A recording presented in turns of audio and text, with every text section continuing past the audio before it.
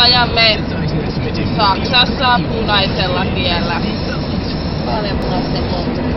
Vaaleanpunaisten moottoriteiden katu. Riittävän leveä tiekin. Katsokaa kuinka leveä.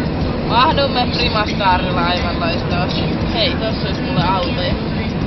Aika hienoja. Smart.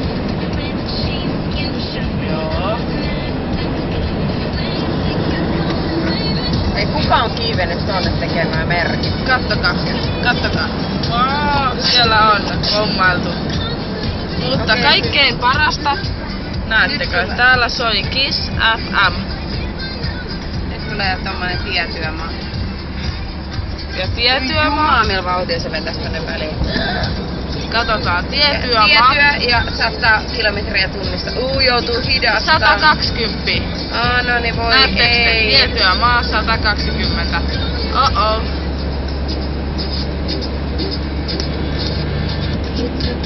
En kyllä haluis olla tässä vieressä töissä.